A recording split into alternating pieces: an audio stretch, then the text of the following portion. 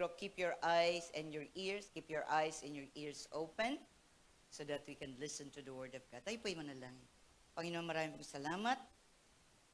Ang mga salita ninyo, ang siyang aming batayan. This is our bread, our daily bread, Lord.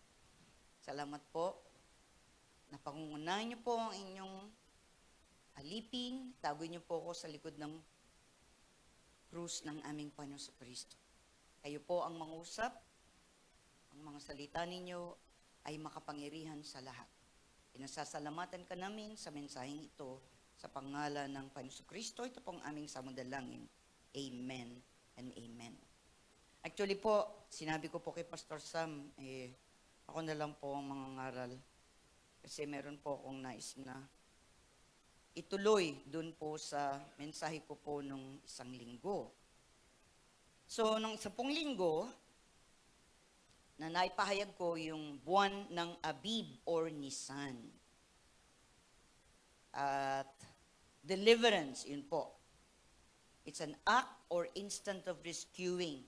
It is redemption. Ibig sabihin, yung gawa ng Panginoon na iniligtas niya ang kanyang bayan. So sinabi niya noong paman na itong unang buwan, at doon nga po, yung Passover, nandun din yung unleavened bread, at pagkatapos, hindi ko po nabanggit last time yung first fruit, yun din po isang nakatakda na sinabi ng Diyos. So tatlo na po yan. And we're going to the Feast of Shavuot. Pero bago po yan, in between Nisan and Pentecost, yun po, yung buwan na yon, sinabi ng Panginoon, this will be the first month, so merong in between. Ibig sabihin nun, habang sila'y naglalakbay. So, isipin nyo po ngayon sa inyong isip, naglalakbay ang mga Israelita. Kaya nga, binanggit ko po last time, na there are 49 days they're going to count after na kanilang naihandog yung first fruit. Yung pong unang na harvest ay binibigay nila sa Panginoon. From that day on forward, they're going to count until the 50th day will be the Pentecost. Nandun na sila sa harapan ng Panginoon sa Mount Sinai. So, ibig sabihin nun, nakukuha nyo po, amen po, just think about it, isipin nyo po muna.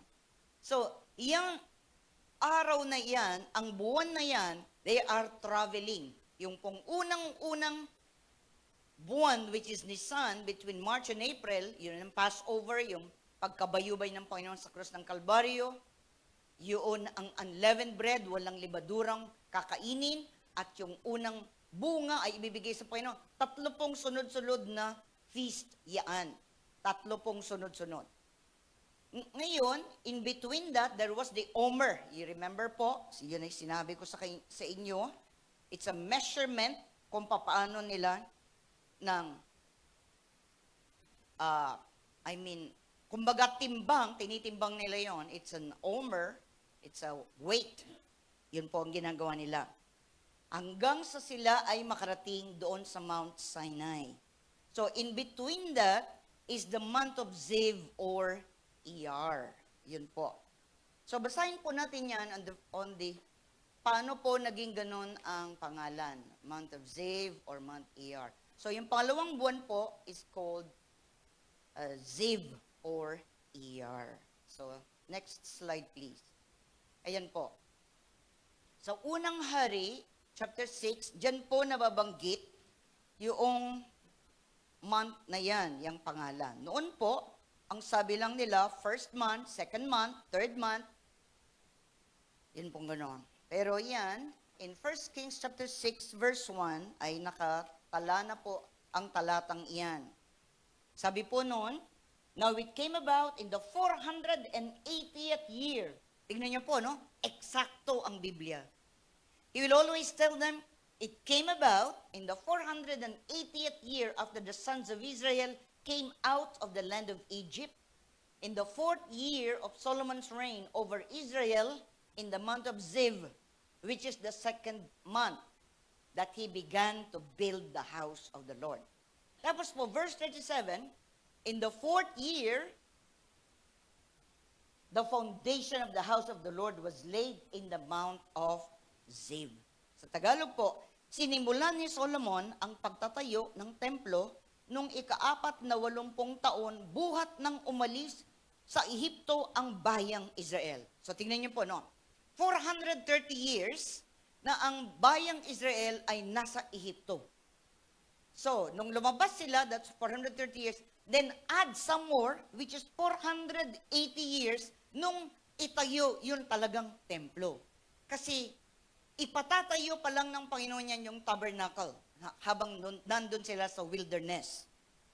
Kaya, binasa po natin yan para malaman natin yung sinabing ang buwan na yan. Ika-4 namang taon ng kanyang paghahari, buwan ng Sif. Sa pagkatagalog po ay Sif, S-I-F. Ikalawang buwan ng taon. Ayun po. And then verse 37, ika-4 na taon ng paghahari ni Solomon, buwan ng Zif, ikalawang buwan ng taon nang ilagay ang mga saligang bato ng templo. Ika-11 naman ng kanyang paghahari, buwan ng Bal. Ika-8 buwan ng taon ng Mayari.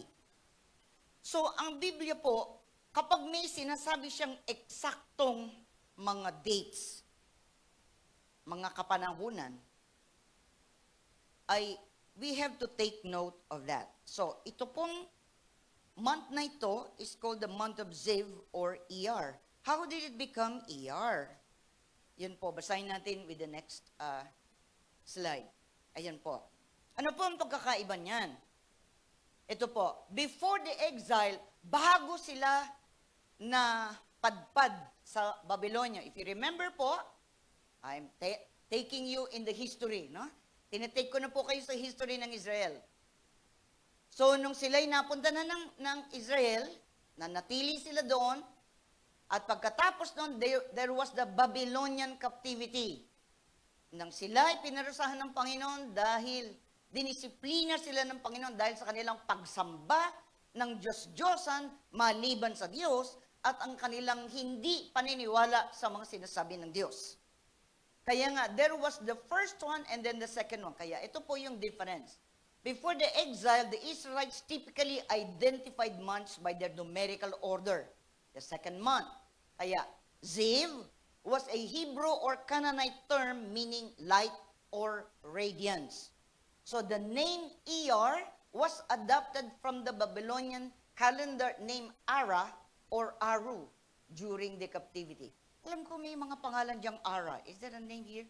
It starts with Ara. Diba, no? Nakukuha nila yan sa mga pangalan yan. It means radiance, light. Yun po, yun naman, the second month, Ziv. Ang ibig sabihin ng Ziv, sa Hebrew or Canaanite term meaning light or radiance, at ganun din yung ER. So, next slide po. Ngayon doon, ano po yung connection niyan? Kasi nga, makikita natin, ganito yung pangalan, tapos nag-iba. Ziv is biblical, meaning brightness or glow or splendor. It refers to the brilliant sunlight of late spring. Di po ba, sa ating kapanahunan ngayon, napakainit. Sorry? Di ba, no? Napaka na. Pero sabihin mo, ay, imbes na sa akin, init. Pero alam niyo po, it has something to do that God is light and He is very sunny. Bright. Yan po yung ibig sabihin nun. Kaya instead na tayo ay nagrereklamo, look up to the Lord and say, Lord, you're really very bright. You make sure that we can see you through your creation. Di po ba? Ngayon, ER is Babylonian in nature. It is derived from the Akkadian word ayaru, which means blossom or flower. But it is also traditionally linked to the Hebrew word or, meaning light. So pareho lang po ang kanilang ibig sabihin. Pero later on, they adopted the word ER instead of that. Sige po, tignan natin yung kasunod na why Why name of ER stayed? Bakit po? Ang sinasabi ko po ngayon sa inyo is history. Amen po ba? Nandyan pa po kayo? We need to know. Kailangan po nating alam ito. So that we will know exactly what had happened before, sapagkat mayroon po itong connection sa ating buhay ngayon.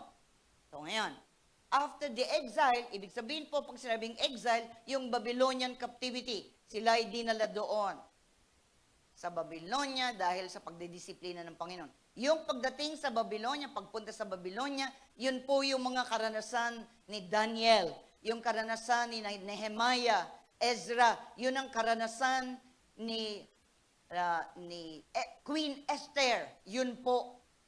Nung sila ay nasa Babylonia, because they were taken captive and they were placed o nilagay sila doon. So, ang sabi nila, yung pagbabalik nila was called second redemption. Kasi yung unang paglabas was from Egypt. That was the first redemption. Pero yung pangalawa, ayun po, after exile, prophets like Zechariah and Ezra began using these Babylonian names in their writings. The name was kept as a permanent memorial of the second redemption, the return from the Babylonian exile, just as the numerical counting was a memorial of the first redemption from Egypt. Nakukuha niyo po? Mahina yating amen. So kailangan po, bagamat hindi kayo sanay sa mga ganito, pero kailangan po nating alam. Kasi kung binabasa lang natin ito, it's very good we read, but we need to know the history behind it. Bakit nga pa iyan ay nandyan sa Biblia? So kapag iyan ay inilagay ng Diyos sa Biblia, kailangan naiintindihan din natin ang mga ito. Amen po? Amen. Okay. Sige. So ngayon po, next slide. Ngayon po, ang month of ER has an acronym. Halimbawa po, ang acronym, di ba, yung ating celebration ng anniversary natin was Unity. U-N-I-T-Y, di ba? Then, binigyan natin ng acronym, You and I together in Yehoshua. So, that is an acronym. We used one word and put several words in it. So, yung unity, it will stand for you and I together in Yeshua. Kaya binigyan natin ng word na unity. Nandyan pa po kayo? Wala pong matutulog, ha? Meron po akong pamalo. Nakakantok ang mainit. Amen. Okay. So, in Jewish tradition, ito po yun. Lalapit na ako ng konti. Ang ER, ito pong ER na word na yan, ganito po ang pagkakasulat sa Hebrew. It is often treated as an acronym that links the month of themes of healing and spiritual preparation.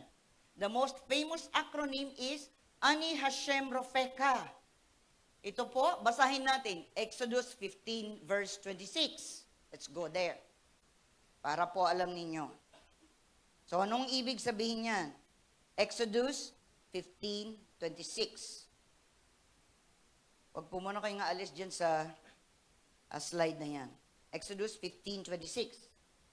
Diba?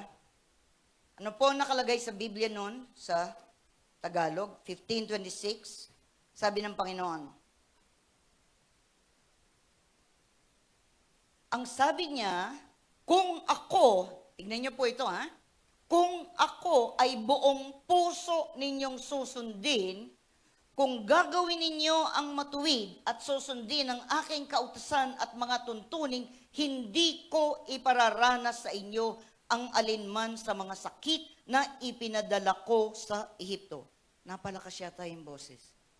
O malakas lang talaga ang boses ko. Baka makuliling na yung tenga nyo. Ano po nakalagay doon? Akong si Yahweh ang inyong manggagamot. Hallelujah! I am the Lord, your healer. Hallelujah! Kaya alam nyo po, this word, Sa acronym, ito po, Ani Hashem Rofeka. Saan yun? Ani meaning I. Hashem meaning the Lord. Rofeka meaning healer. I am the Lord your healer. Hallelujah. So, ang buwan ng ER, it means, I am the Lord your healer. Purihin po ang Panginoon. Kaya alam niyo po, ang diablo, guguluhin niya tayo ng guguluhin. Lalo na ang ating Panginoon Kristo ang nagsabi, with the shedding of His blood, there is forgiveness, and as well, by His stripes, we are healed. Doon pa po sa lumang tipan, ipinahayag na yan ng Panginoon. Ginigising ko lang kayo. Okay? Amen? Walang matutulog. Kaya ang ibig pong sabihin nitong IYAR na yan, kapag tinranslate mo yan in Hebrew, sa acronym, it means Ani Hashem Rofeka. So in Exodus 15:26, for I am the Lord your healer. So ang buwan ng ER or buwan ng Ziv is the month of healing. Hallelujah. Perfect po ang Panginoon, ano? Sige po, let's go to the next. Ayan po kasi yung Hebrew word ng buo.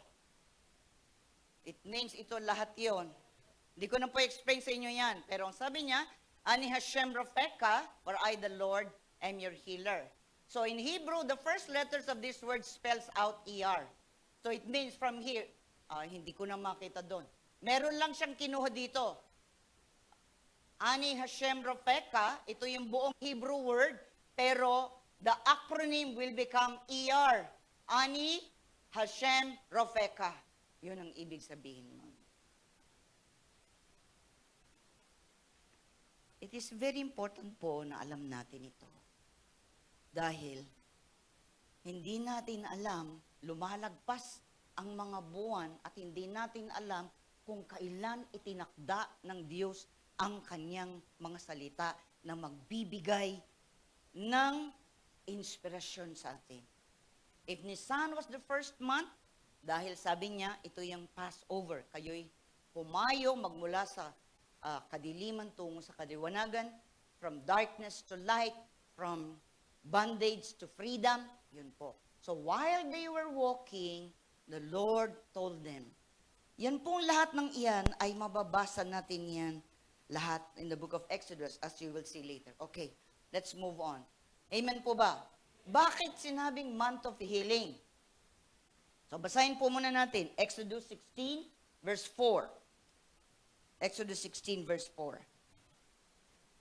Ano pong sinabi doon?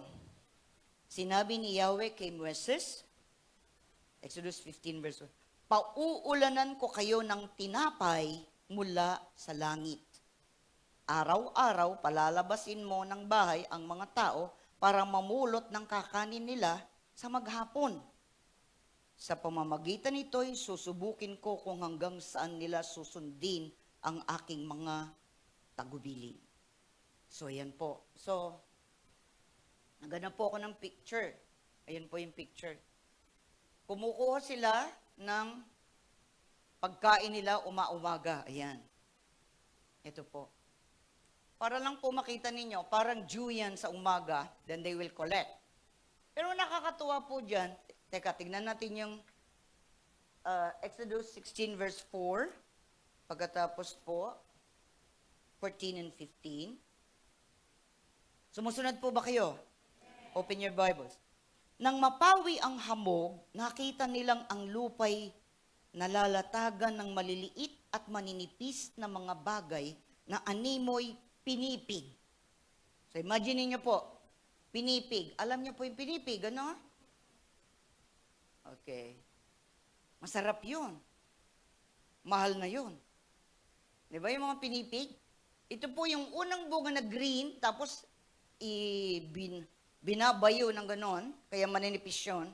At pag yun ay kinakain ng mga Pilipino noon, lalo ng mga, ngayon, very expensive na po yun kung may ganon. Ngayon, ang sabi ng Panginoon, let's continue to read. hindi nila alam kung ano yun. Kaya nagtanungan sila, ano kaya ito? Kaya yun po ang naging pangalan ng pagkain. Ano kaya ito? Mana.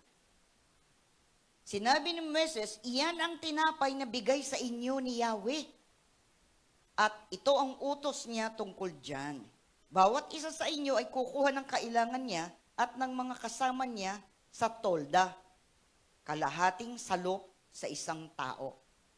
Nakakatuwa po yun, ano? Isa-isang tao will have their own portion. Ngayon, ang nangyari, yung kumuha ng marami, ganun pa rin ang timbang. At kumuha ng konti, ganun pa rin. Napakabuti ng Panginoon. God supplies exactly what everyone needs. Kung ano ang kailangan ng mga tao, yun ang ibinibigay. Tapos yung maraming kinuha at may natira pa, alam nyo ba, nasira. Sabi ng Panginoon, kunin nyo lang ang kailangan nyo araw-araw. Di po ba? Ano ang sinabi sa bagong tipan? Ako ang tinapay ng buhay. Who is that? That's the Lord Jesus Christ. Ayan, yun po, naintindihan na natin. Di ba sabi niya, before Abraham, I am. Kanya, wala ka pa mang 50 anyos, bakit mo sasabihin bago si Abraham, ikaw na? Hindi nila naintindihan. Because noon, sa lumang tipan ng ating Panginoong Kristo ay hindi pa naman nagpapakita. Yung hindi nakikita, the Word, yung salita, ay nagkatawang tao in the New Testament. Kaya nga sinasabi sa atin ng Panginoon, hindi lamang tayo nabubuhay sa pagkain ng ating kanin at ulam, kundi sa mga salita niya. So ngayon, una po, physical healing. Ayan po, ibinibigay ng Panginoon na sila ay may malakas na katawan. The month of Iyar follows the exodus from Egypt. So during this month, the manna began to fall from heaven. So ano pong ibig sabihin nun? It is associated with divine health and physical restoration. Yun po ang sabi ng Panginoon. During this month, alam ko po, nanonood tayo ng mga pelikula, ng Ten Commandments, o yung mga iba. Pag nakikita nyo yung mga Hudyo, para bagang hirap na hirap silang maglakad, mahina sila. Hindi po ganoon. They were all strong. They were warriors. 600,000 of them more ay ang mga lalaking pwedeng makipagdigma. Kasama pa ang mga babae at mga lalaki, mga bata. So it means, yun yung mga warriors pa lang, ha? It is between 30 to 50 or even less. Yung ganun, 20, yung ganun. Yung pwedeng makipaglaban. Those were already 600,000 na mga lalaki. So, nung sila po ay lumabas ng Ehipto, sabi ng Panginoon, hindi ko ibibigay sa inyo yung mga sumusunod sa akin. Ayan po yung sikreto nun. Yung mga sumusunod sa akin, you will remain strong. At kahit na sila ay naglakbay sa 40 years, can you imagine 40 years silang naglakad in the desert? Una, hindi na pudpud ang kanilang mga sapatos o tsinelas. Yung mga damit nila, lumaki ang mga damit kasama ng mga bata. Habang sila'y lumalaki rin ang kanilang humahaba rin yung mga pantalon, yung kung ano kailangan nila. Because God miraculously gave that to them. Meron ka pang makikita ng mga example na parang gula-gulanit yung damit. Hindi po ganoon. Can you imagine, ito ang bayan ng Diyos, lalabas siya, gula-gulanit na damit? Hindi po yun. Because the Bible will tell us exactly how they look like. Sabi niya, kapag kayo sumusunod, you have divine health. Bakit? They are eating the food of the angels. Yang mana na tinawag nila, what is it? What is it? Kaya tinawag na mana. That is the food of the angels in heaven. Ang mga anghel ba ng Panginoon, patpatin, uhugin, mahina? Hindi po. They are strong. They are big. Kaya nga, sinabi ng Panginoon, magmula sa buwan na ito, this is the month for healing. Amen po. Let's pause for a while. Kung anumang bahagi ng inyong katawan ang may sakit, can you hold that? Kung nasa dito sa legs, dito sa heart, dito sa tuhod. Come on. Close your eyes, close your eyes. Kung wala ka namang sakit, praise God. Baka may sakit ka ng ulo dahil sa kaiisip mo. Pwede rin yun. Close your eyes and we will pray. Divine Healer. The month is ER. I am the Lord your healer. Marami pong salamat, Panginoon, na ikaw ang Diyos ng kagalingan. Anumang bahagi ng katawan na may bara, in the name of Jesus, that will open up. Yung mga bahagi na humina na, at ito'y nagiging marupok na, in the name of Jesus, it will be renewed. Kung anumang bahagi ang may sakit, sa tagiliran, sa tuhod, sa sinus, kahit anong bahagi ng aming katawan, sinabi mo yan, Panginoon. And we believe you. Naniniwala kami sa iyo, Panginoon. And even the breasts that are sick, kung anumang bahagi, if we hold on to it, you said, Lord, kung susunod kami sa kalooban mo, hindi mararanasan ang kahinaan ng katawan, sapagkat ibinigay mo ang tinapay ng buhay na alam na namin ngayon. Si Kristo Jesus, ang tunay na tinapay ng buhay. Maraming salamat po, aming Diyos Ama, sa pangalan ng Panginoon Kristo. Amen. Open your eyes. We will proceed. Amen? Nandyan pa kayo? Okay. So, ang mga Israelita po, they started to eat the food of angels. Galing pa ng langit. Kaya nung sa bagong tipan, alam niyo yun, sinasabi ng Biblia, ang sabi ng Panginoon, ako ang tinapay ng buhay. I am the bread that had come down from heaven. When you eat of me, kaya nga, when we partake the bread, we are saying, Lord, you are my divine healer. Amen po. Ganyan po ang ibig sabihin nun. Anyway. Kaya po, nung sila ay lumabas at yung pong several days, meron pa silang baon. Pero nung nagsimula na yan, nagrereklamo na sila, wala na silang pagkain, wala na silang inumin. So sabi ng Panginoon, I will rain down manna from heaven. Naging manna, iyon ang pangalan. What is it? Yun. Pero sabi niya, sinabi dito, parang mga mapuputing bagay, tapos kinuko nila yan, at yan ang kanilang kinakain. May nagsasabi pa po, na kung ano ang gusto mo na lasa nung mana, yun ang malalasahan mo. Wow! Sarap nun ah. Lord, pwede bang ice cream ang lasa? Okay. Sabi, may ice cream na ba nun? Wala pa, no? Anyway, sa modern, sabihin natin, Lord, pizza. Halo-halo. Mainit, ano? Napakabuti po ng Diyos. God supply their needs. Yun pong pagkain na yun, 40 years nilang kinain. Pero they remain strong and healthy. Natigil lang yun nung sila'y dumating na sa lupang pangako at tamang-tama, it was harvest time. So nakapag-harvest nila, the manna stopped. Yun po. Pero all throughout their journey, yan po.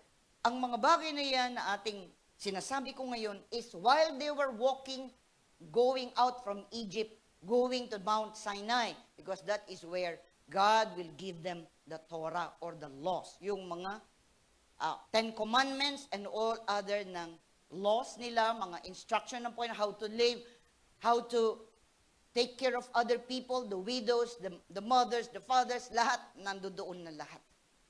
From Exodus chapter 20 yon. Okay. Let's proceed. So, it's very important yon. So, kung yun ay physical healing, spiritual din. Ayan po. Anong sinasabi dyan? Spiritual healing, the month of ER is within the counting of the Omer. Remember, magka-count sila hanggang sa Shavuot. Yung Shavuot, Pentecost. Yun ang pagbaba ng Panginoong Diyos sa babaw ng bundok at doon ibinigay yung Ten Commandments. Sa bagong tipan, when the Holy Spirit came down upon the apostles, 120 of them at that time. Both are the same. The other one is in the Old Testament and the other one is in the New Testament. So ito yon. The month of Iyar is within the counting of the Omer. A 49-day period between Passover and Shavuot. Yun nga. It is viewed as a time, tignan niyo po ito, time of internal healing. Anong ibig sabihin nun? God is refining our character. Our character traits to prepare the Israelite nation to receive the Torah or the Ten Commandments and other law. So both physical and spiritual ang magkasabay na ginagawa ng Panginoon while they were walking towards Mount Sinai. Amen po. Have you been in the desert? Meron na po ba sa inyo na nakaranas na pumunta ng desierto? May I see your hands? Meron ba? Ayan. Okay.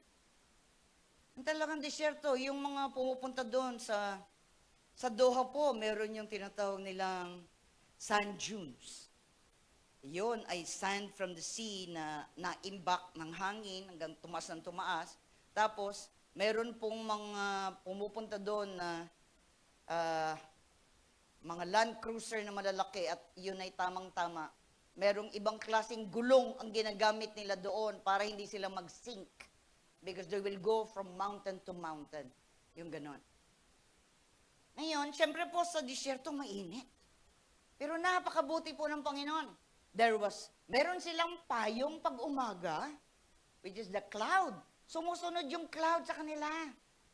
Hindi sila nainitan. Paggabi, merong apoy para hindi naman sila madapa sa mga dinadaanan nila. In case nalalabas sila sa kanilang sariling tent, yung ganon. So there was the cloud during the day and fire during the night. So they will protected. Nung humayo sila doon, meron silang protection from the Lord. Ayan, sabi niya, refinement of one's character. So, sabay na ginagawa ng Panginoon niya. Physical healing, wala silang karamdaman. Pangalawa, spiritual healing, ibig sabihin, diyan pinipino na ng Panginoon ang kanilang karakter. Ayan, nagsimula yan sa mana. Bakit? Sabi ng Panginoon, umaumaga, kukuha kayo ng sarili ninyong pangangailangan at lahat sila ay meron. Walang sobra, walang kulang. Pero yung nagpasobra, nasira. Pero may sinabi ang Panginoon, 6 na araw, kunin nyo yan. Pero sa pang-6 na araw, before the Sabbath, you can get twice as much. Para sa Sunday o yung 7th day, magpapahinga, wala kayong makukuha. So, yun ang instruction. Binibigyan sila ng instruction ng Panginoon. He is refining their character para sumunod sila sa Panginoon. Amen po. Kaya magmula nang tumanggap tayo sa Panginoon bilang sariling tagapagligtas, siya man ginagawa niya yun sa atin. Kaya sinasabi niya sa atin, ano ang dapat gawin at ano ang hindi dapat gawin. Because the Lord is refining our character. Not only will He want to physically heal us, but also our spirit. Kailangan tayong sumunod. Kasi on the way, kaya nga, that day will be the Pentecost. So it means they traveled from Egypt until makarating sila doon. So on the way, habang sila'y lumalakad, the Lord is refining them by giving them instructions, specific instructions, para sumunod sila. Amen po. Ang Biblia, ang ating instruction, is our spiritual instruction. Kaya ito'y binabasa natin, pinag-aaralan natin, sapagkat dito natin malalaman kung alin ang tama at mali, o alin karapat-dapat at hindi. Amen po. That is our own kailangan. Bawat isa po sa atin, isa-isa, binabasa natin. Amen po. O ngayon, so, it's a 49-day period between Passover and Shavuot. Internal healing, refinement of one's character, straits to prepare the Israelite nation to receive the Torah. Ibig sabihin po yung teaching. Yung 10 Commandments plus all the other law. Next slide, please. Andiyan po ba kayo? Yes. Ang kasunod po, ayan. Spiritual significance, the month of Iyar falls between the great month of redemption, yun nga yung Nisan, Passover, and the great month of Revelation, which is Sivan. Ito naman po, during the time of Sivan, yun yung 10 Commandments. Kasi syempre, ang isang buwan will only be 29 days or 30 days, yung ganon. Ngayon, Iyar is commemorated as a month of passage. Yung gitna between Passover and the next month that the law will be given, itong gitna na ito is called passage or transition. Ibig sabihin nun, magpapahayag ang Diyos sa kanila at Sinai at ibibigay doon ang teaching niya. So ito po ay mahalaga sa kanila, it's a transition. Lumilipat ka from this to here. Dati nasa Egypt sila, the Lord told them to go and I will take you to Israel. So habang sila ay papunta doon, because God has to give them instruction, yung pagpunta nila from Nisan to the next month, in between is the month of Iyar. So ito po, month of passage or transition. So ganun din po sa atin bilang mananampalataya. It's also the same. From here to eternity, we have also transitioned from the old life to the new life. So habang tayo ay lumalakad bilang isang mananampalataya, patuloy tayong hinuhubog ng Panginoon sa ating mga pag-uugali upang tanggapin natin at tayo ay dalhin na ng Panginoon sa kanyang kaharian. Because sinabi na sa atin ang kanyang salita and the Spirit of God already lives in us. So next slide po. So ngayon, ito na po.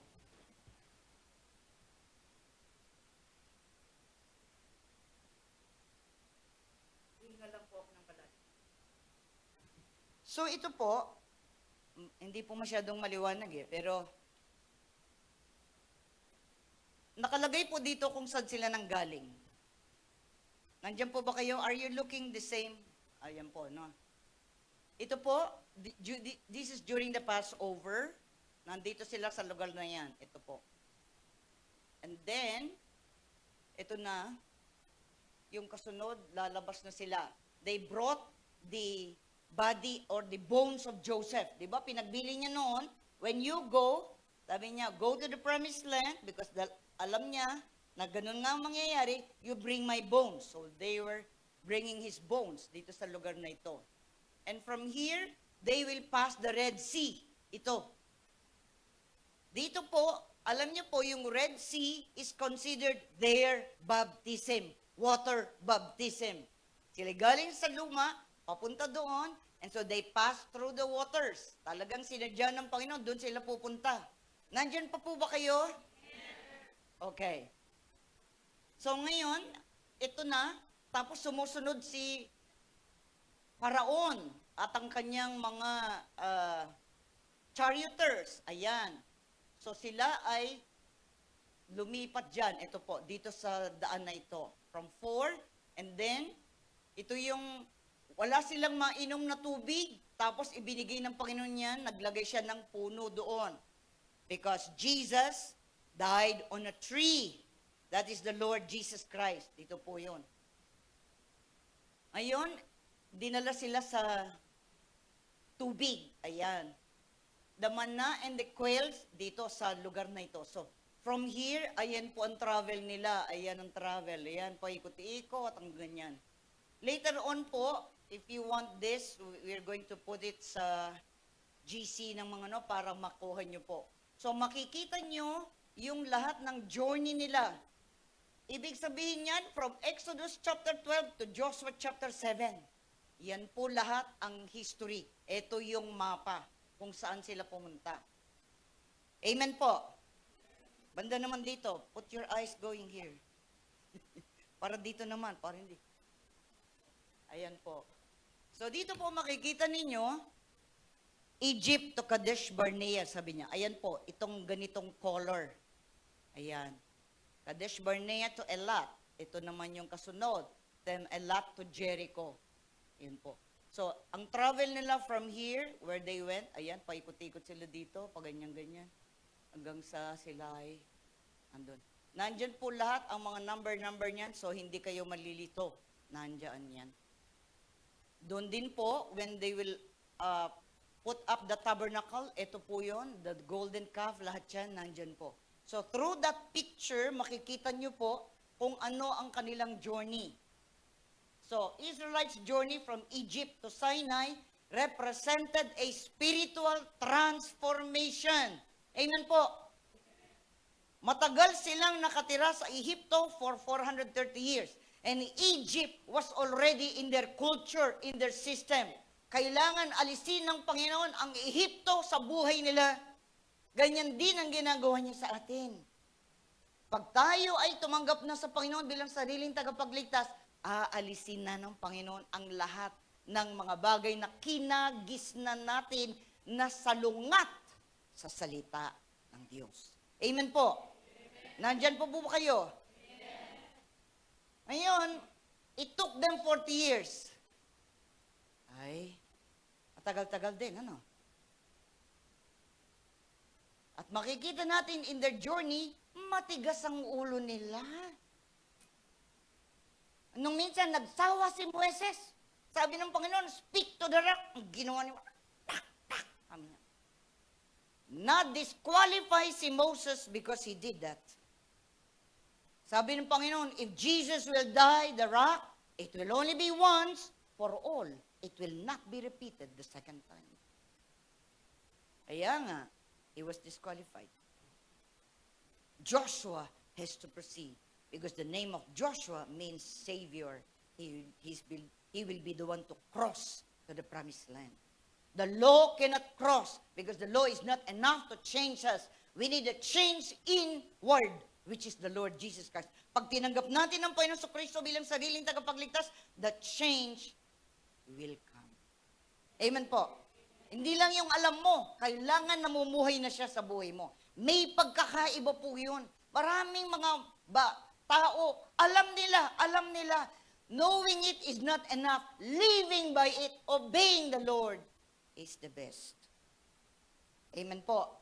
So ayan, the Israelite journey from Egypt to Sinai represented a spiritual transformation, separation from Egypt. Next po. Marami pa yan. Nandiyan pa kayo? It was also during the month of Iyar, during the second year after the Exodus, that the Israelites began their travels through the desert with the newly completed tabernacle in their midst. Nandun po. So during those period of time, nang sila'y nandoon na sa Mount Sinai, the Lord has given the 10 Commandments, and then sinabi niya, build the tabernacle. Kasi gusto ng Diyos, nandun siya sa gitna nila. Nais ng Diyos na mamuhay sa kalagitnaan ng kanyang bayan na pinili at gagabayan at tuturuan. Nandun siya sa gitna.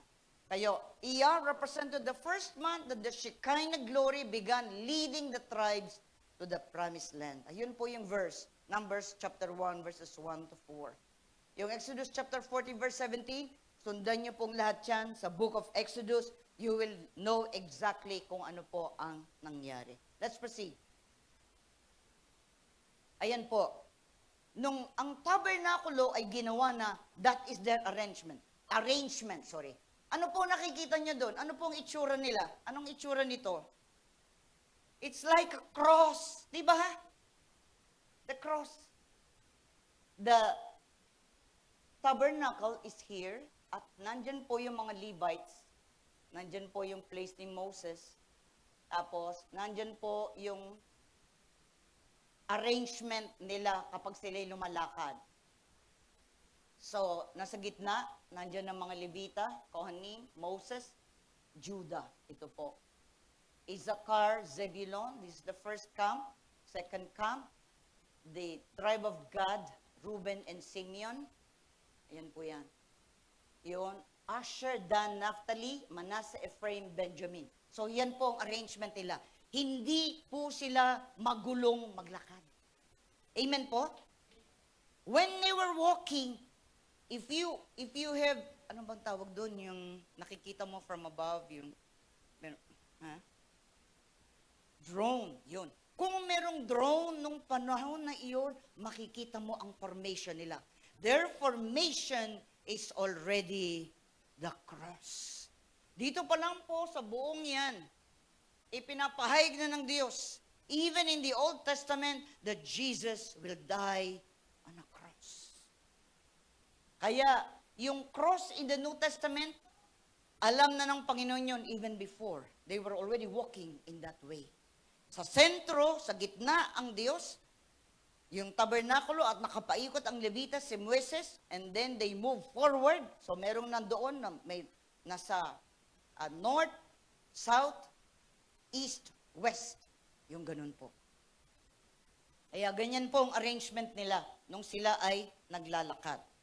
So, meron na pong direction dito. So this is from the east, ayan ang north, ayan ang south, ayun ang west. Or, ito yung north, east, west, south. Ayun na po yung indicator. Malinaw na po doon. We need to see the picture so we would know, kahit sa lumang tipan, ipinapahayag na ng Diyos kung anong mangyayari sa bagong tipan. Next slide please. So, ito naman po, di ba yung binasa natin kanina in 1 Kings, let's go back to 1 Kings chapter 6. Ito na po yung kapanahunan na itatayo yung temple na structure. Yung nasa lumang tipan, nang naglalakad sila, it was movable. Ibig sabihin, buhat-buhat nila. And so wherever they go, the presence of the Lord goes with them. Pero nung panahon na yon, nung si David na ang hari, sabi niya, ako nakatira sa isang palasyo, pero ang Panginoon nasa isang maliit na lugar lang.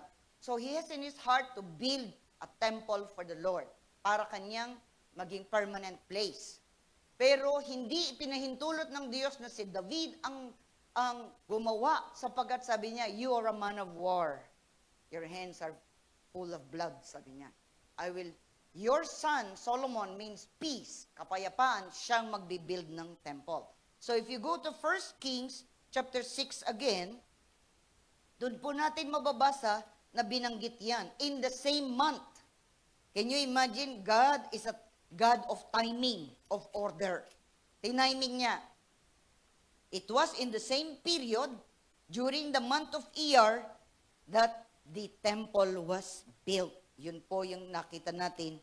1 Kings chapter 6 verse 1, na sinasabi doon, ulitin natin, let's read again. Sinimulan ni Solomon ang pagtatayo ng templo noong ika-418 taon buhat nang umalis sa Ehipto, ang bayang Israel. Ika-4 namang taon ng kanyang paghahari, buwan ng Ziv. Ikalawang buwan ng taon, sabi niya. So yung Ziv is always the second month of the year based on the spiritual calendar. And then verse 37, ika-4 na taon ng paghahari ni Solomon, buwan ng Ziv, ikalawang buwan ng taon, nang ilagay ang mga saligang bato ng templo. Ika-11 naman ng kanyang paghahari, buwan ng Bal. Ika-8 buwan ng taon ng Mayari. Ibig sabihin, 7 years. They have built the temple 7 years. So ito po, masyado nang maliit, din nyo na makikita ito. Pero ito po, kung tinitignan niyo anong nilalaman ng loob, yan pong itsura niya. This was the original temple, ganyan po. There are gates. Remember the gates? Mga kababaihan, gates. There are several gates all around. Ayun, dito yung main entrance, ayan po. Then this is the laver, ayan. Diyan ino-offer. Tapos ito po yung may dalawang pillars diyan. Sa loob noon, this is the outer court, this is the holy place, and this is the Holy of Holies. Dito po, andyan nakahilera yung may tinapay na lalagyan, nandyan yung ibang mga bagay. Tapos, tingnan nyo po, dito, nasa labas lang ang mga tao. Dito lang po sila. Are you following? Dito naman, sige. Lahat po ng mga tao ay nandito. So, yung makakapasok lang were the Levites, sapagkat sila yung maghahandog, sila lahat dito. Makakapasok din ng mga ilan, kasi hindi naman lahat sila, by division, by parang may rotation kung sino nakakapasok dito. But only the high priest can come inside once a year. So, tingnan niyo po, no? Karamihan ng tao nandito. Then, ito yung mga Levites. And then, ito yung tagatulong lahat dito. Meron yung naka-assign dyan. If you remember Zechariah, the father of John the Baptist, he was assigned to come and pumunta siya dito. Then, that is when the angel revealed himself na magkakaanak siya. It was that time. Turn na niya para pumasok. Yung ganon. So, ganyan po ang itsura. Ngayon, pinakita lang sa atin dito kung ano. This temple is made only for God. It's not made for man. Ayan po. Anong ibig sabihin yan spiritually? Most people are only outside dito. Mas marami dyan. Merong makakapasok na konti, merong makakapasok na konti, iisa lang doon. Yun po yung arrangement. When Jesus died, the curtain that separates, dito po, dito, yung kurtinang ito, nawasak from top to bottom. So, ibig sabihin, lahat na ng tao from the outer court can all come into the most holy place. We were already given that right to come before the Lord. Hindi nakakaunting tao. Pero alam niyo po, hanggang ngayon, maraming mga tao, outsider lang. Ay, anong ginagawa banda doon? Anong mga himala nandiyan? Yung ganun. They do not experience it because they are only in the outside. Dito po sa outer court na ito, later on, nung ginawa itong temple, there will be the court of the Gentiles. Ibig sabihin, kahit ang mga hentil, they were permitted. Meron silang, kasi po, hindi ko na po ma-explain lahat yan. It will take too long. Pero, doon po ay ipinapahayag na sa lumang tipan, once a year lang, sa kabanal-banalang lugar, at ang pinakapunong saserdote na galing sa lahi ni Aaron, ang pwede lang pumasok doon, dala-dala yung dugo para iwisik doon sa alta, yung ano na kasing tawag doon? The Ark of the Covenant, yung pong merong mga angels na nagbabantay ng ganon. Iwiwisik po yun. May bilang pa yon 7 times. 1, 2, 3. May eksakto po, eksakto. God is the one who told them what to do, when to do it, how to do it, everything. Exact measurement. Ganyan po ang Diyos. Kaya, meron pong damit yan, lahat. Napaka-meticulous po ng ating Diyos. Sige, next. So, doon naman. So, ngayon po, this was the prophetic. It means, since the scriptures later revealed that it was during the same month that King Solomon began to build the holy temple in Jerusalem. So, yung noong unang buwan nila, nalalabas ng Ehipto, it was prophetic, ibig sabihin nun, because in the same month, after so many years, during the time of Solomon, same month, nung itayo, pangunahan, i-build yung templo. So before, it was only a movable tent, and then later on, it became a real temple.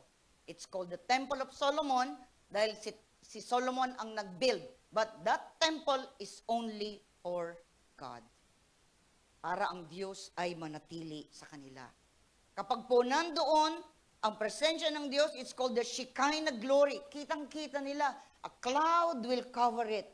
Kaya, di ba, kung masusundan ninyo, 2 Chronicles, nung si Haring Solomon nananalangin na, kaya doon niya sinabi, if my people who are called by my name shall humble themselves and pray and seek your face, then you will hear from heaven, you will forgive their sin, you will, yung pong mga talatang yun, the glory of the Lord has come upon them, hindi sila makagalaw, they can't see, because the glory of God came. Alam niyo po, ang presence ni Lord nandyan, di ba sabi niya, where 2 or 3 are gathered in my name, there He is in the midst of them. But the glory is different. May pagkakaiba po. The glory will come when all the people are united in their heart, in worship, in praise, talaga magpapalit.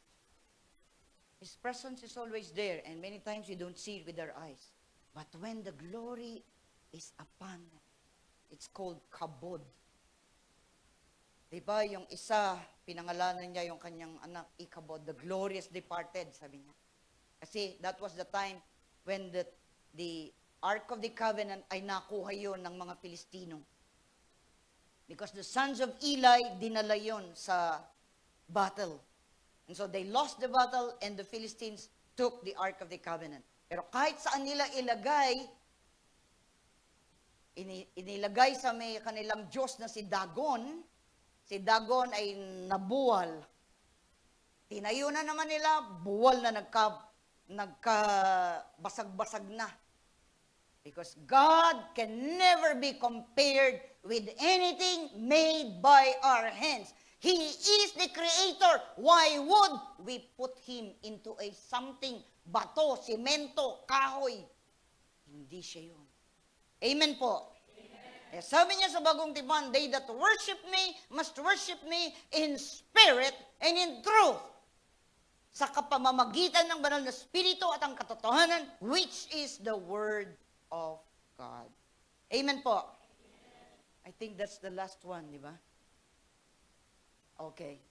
Pinakita ko lang po sa inyo ito, sa same, pero mas siya, another picture po. Kaya lang, 2 page po siyang lumilitaw. So, nandiyan ang lahat. Kasi may bronze altar, yung gano'n. Andyan po lahat. Pinakikita ko lang po sa inyo ito, marami pong explanation lahat yan. Pero, yan po ang templo. Pinakita ko lang on the other side. Yung isang side, yung gano'n. Yan po ay picture lang. Pero at least you would know by picture something that can be retained in your mind. Sige po. Is there anything more? Wala na. I'll just read this and then patatapos na po tayo. Purihin po ang Panginoon. Ito pong buwan na ito is also identified with Issachar. Issachar, isa po yan sa mga anak ni Jacob. Ang ibig sabihin ng pangalan niya, there is a reward. Ang simbolo po niyan is a donkey. Si Issachar ay pangsyam na anak ni Jacob sa kanyang asawang si Leah. Meron pong blessing. Si Issachar at Zebulon bilang tribo, they will feast on the abundance of the seas and on the treasures hidden in the sand. Yan po ay nakatala in Deuteronomy 33 verses 18 and 19. Ito pong Issachar, they are mentioned ng panahon ni David, yung tribong yan, they were known, sila po ay famous, ika nga, for their wisdom. Men who understood the times and knew what Israel should do. 1 Chronicles 12:32. Yan po. So it means, ang buwan na ito rin ang tinatawag nilang discernment. You should discern. Kailangan naiintindihan mo, nalalaman mo kung ano ang ginagawa ng Diyos sa kapanahonang ito. And we are today, habang tayo ay nag-uusap, habang ipinapangaral to, this is the month of Iyar. Tayo po'y manalangin. Or Ziv. Panginoon, maraming pong salamat. We've heard your word. Narinig po namin ang iyong salita. We've heard it, Lord, na physical healing and spiritual preparation. Kayo po ang nakakakilala sa bawat isa sa amin. We need both, Lord. Kailangan po namin pareho. Physical healing of our bodies and spiritual healing. Internal healing sa loob. Transformation. Transition. Panginoon, kayo lang po ang makagagawa niyan by the power of your Holy Spirit. You are the God who heals. Sinabi mo na, Panginoon, Ani Hashem Profeka, for I, the Lord, am your healer. It's physically healing and spiritually healing. And also, it is a tribe of Issachar. There is a reward. Meron kang binibigay sa amin, Panginoon, ng reward. Para po, Panginoon, ang bawat buhay namin ay maging kasiyasiya. Sa lahat ng mga nanatili sa iyo, sa lahat ng nagpatuloy at hindi tumitigil ng pagpupurit, pagsamba, pagdalo, paglilingkod, sabi mo, there is a reward. Ikaw ang Diyos na nagpapahala. Kung minsan ang aming kalaban, guguluhin niya ang aming isip. Parang sinasabi niya, walang kabuluhan ang ginagawa mo. Di ka naman nakikita. Pero ang sabi rin, katulad ni Hagar, sinabi niya, nakikita ako ng Diyos. Actually, she was running away. But the Lord stopped her. Sabi niya, go back. I am the God who sees you. Nakikita kita. We serve because we serve you. We love you. We do things for you, Lord. Not for anyone. Not to please anyone, but to please you. And you said, there is a reward for that. There is a reward of physical healing and divine healing at the same time. Spiritual healing. You're transforming us, Lord. Refining our character. Pinipino mo ang aming mga karakter para maging katanggap-tanggap kami. Ang mga pag-uugali namin ay malilinya sangayon sa kalooban mo at hindi sa aming kalooban. Napakaraming mga tao, they seek the physical healing, pero ayaw nila ng spiritual healing. The reward will only come not only with the physical, but also with the spiritual. Kasi the word ER is an acronym of Ani Hashem Profeka. For I, the Lord, am your healer. If we believe, kuminsan, we don't have enough. Pero sabi nung isang tatay, Lord, I believe, help my unbelief. Tulungan mo po ako, Panginoon, sabi niya nang maniwala ako, yung totoong-totoo sa kaibuturan ng aking puso. Magagawa mo, magagawa mo.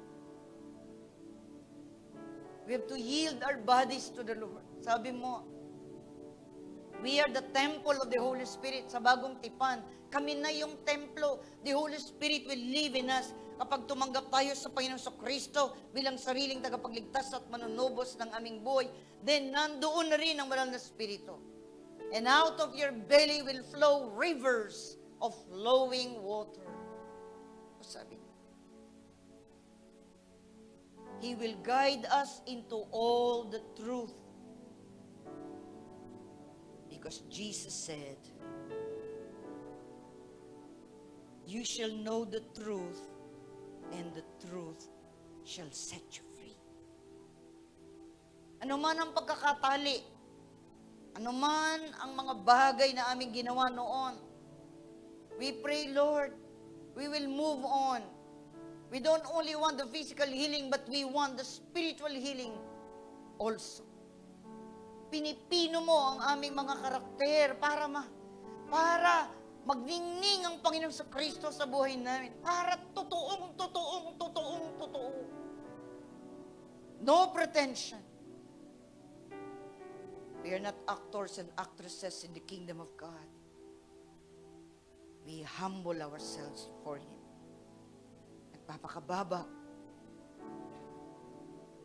sa iyan ang unang hakbang. Yan ang kabaligtaran ng kataasan. So the first thing that we need to do is to humble ourselves before you. Yun ang unang tinitingnan mo. pag kami nagpapakababa kayo sa amin. Kapag kayo'y nagpakababa, diringgin ko kayo. But as long as we feel we can do it on our own, then the healing, physical or spiritual, will not come. Because we didn't open our gates para papasukin si Hashem. I am who I am. For I, the Lord, am your healer. Lord, marami po salamat. Due to lack of understanding, we live day to day, month to month, without knowing what you are doing. Pero pinapaalam mo sa amin ngayon. And even if we have to listen to it every month, because you said, remember, alalahanin ninyo. Because it is important. It is important to you when you bless those people who are ready to receive it. Pagpapalain mo yung mga taong handang tumanggap ng biyaya mo, handang tumanggap ng kagalingan sa kanilang pisikal na katawan at handang tumanggap ng spiritual din, ng pagbabago ng buhay, tunay na pagbabago. Hindi sangayon sa kapamaraanan ng mundo, kundi sangayon sa banal mong kalooban. Teach us, Lord. Teach us, Lord. It is also the tribe of Issachar. There is a reward. Yan ang sabi mo. These are the tribe who knows the times and the seasons. Sila yung sa bagong tipan. They are the Bereans who knows.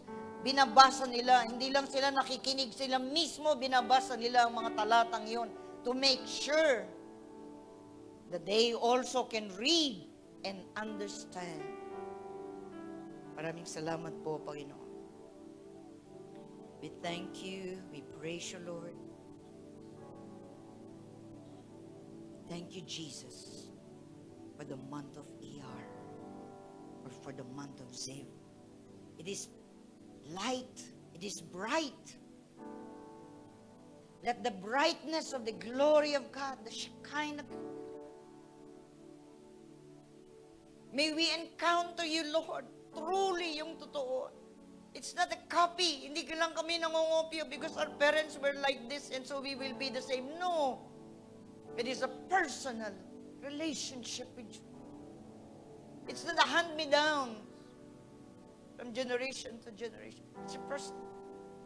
Abraham has to encounter you. Isaac has to encounter you. Jacob has to encounter you. And even Jacob physically.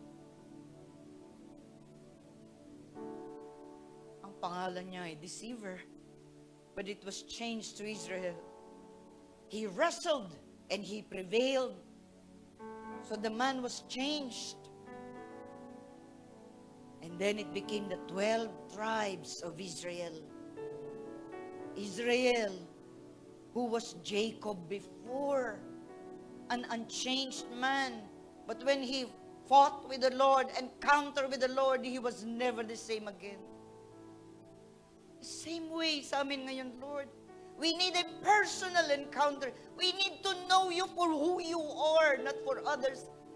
Hindi yung sinabi lang sa amin, kundi kami mismo. We will have that heart, hunger, and thirst after righteousness, for they shall be filled. Marami pong salamat, Panginoon. I know you honor our faith. Faith cometh by hearing, and hearing the word of the Lord. Marami po salamat, Lord. Akin pong panalangin that everyone will understand whether they are new or mature. That we walk by faith. In this world, we are still walking. We walk by faith. Kaya nga sabi mo, they that wait upon the Lord shall renew their strength. They shall fly out with wings like eagles. They shall run and not be weary. They shall walk and not faint. For I am the Lord, your healer. Yun ang sabi mo. Even in your old age, I am still the same. Because you were before, now, and forever. You remain. You never change. The God of yesterday, the God of today, and the God of tomorrow is still the same. That's why you said, I am who I am. I am the Alpha and the Omega. I am in between. I am all. Whatever you need, I am all. Those who hunger, those who thirst, will be given. Thank you, Lord, for your reward. Thank you for a long and good life. Thank you, Lord. Maraming salamat po. Thank you, Lord. We praise you. You said, I have come that you might have life, that you might have it more abundantly. We can whisper that and say, Lord, I believe, I receive it. I receive it. Tinatanggap ko yun. Naniniwala ako, I receive it. Thank you, Lord. Thank you. Marami pong salamat. Marami pong salamat. Sabi mo na dun sa isang awit, open the eyes of my heart, Lord. I want to see Jesus. Open, open, open. Open our eyes, open our ears, open our mind, open our mouth, open our heart, open our thoughts. Open my eyes, Lord. I want to see Jesus, to reach out and touch Him and say that I love Him. Open my ears, Lord. I want to hear. Thank you, Jesus.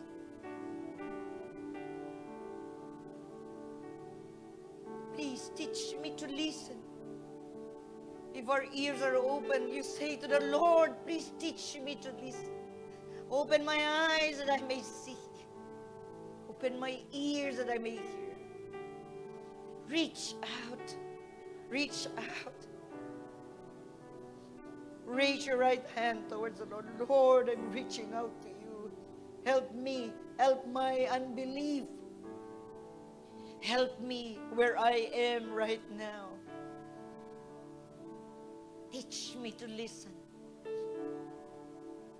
Open my ears. Thank you, Jesus. Thank you. Thank you. You promised, Lord, never will I leave you, never will I forsake you.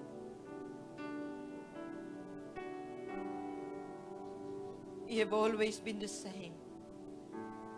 It's not only for those who serve you, from the simplest one to the highest one.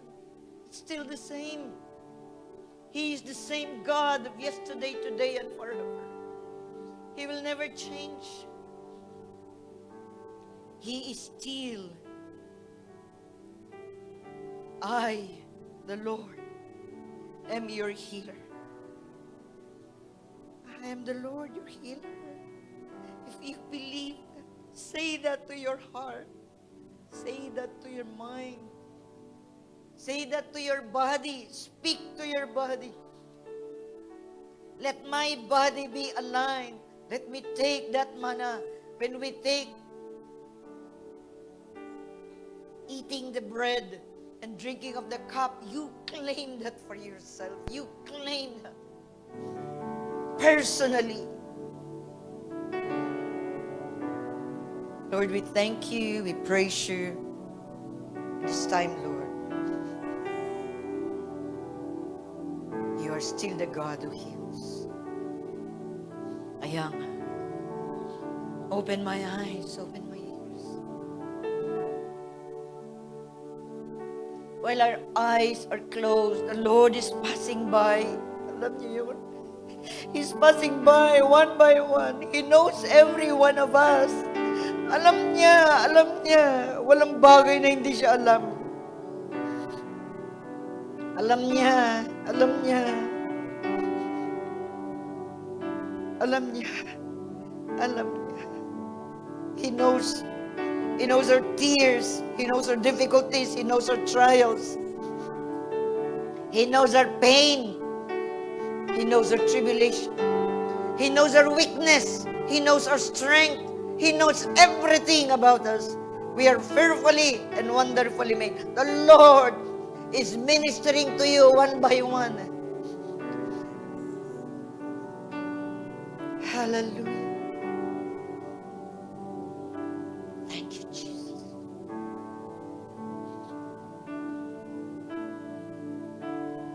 Thank you, Lord.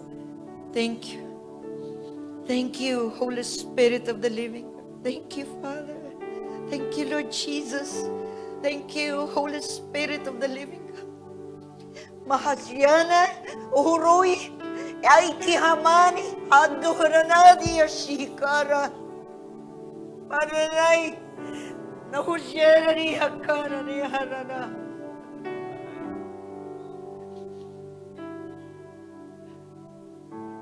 Ruhu kiyara ni hanari.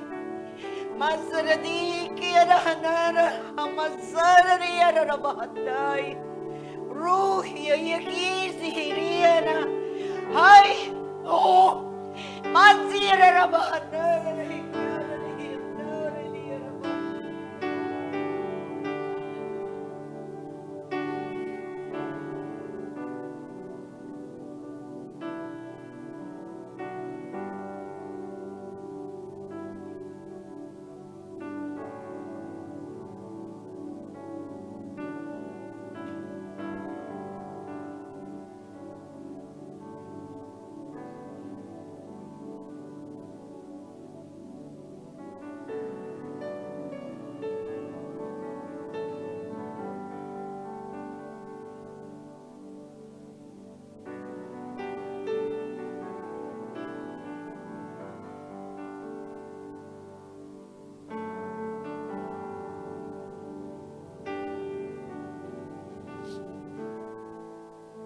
The Lord knows our tears.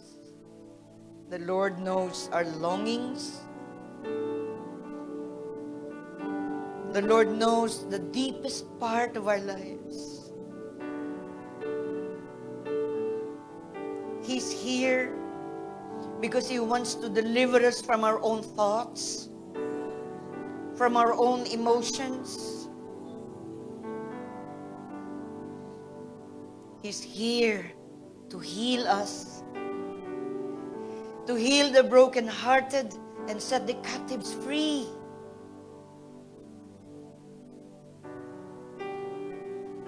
The Spirit of the Lord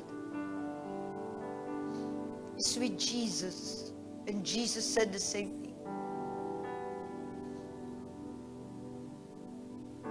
I have come that you might have life, that you might have it more abundantly. I didn't come to give you difficulties. I came here to give you rest. Rest upon my love. Rest upon my joy. Rest upon my peace. Rest upon my strength. Rest upon me, the Lord. For I, the Lord, doesn't change. I've always been the same, yesterday, today, and forever. Hallelujah. Habang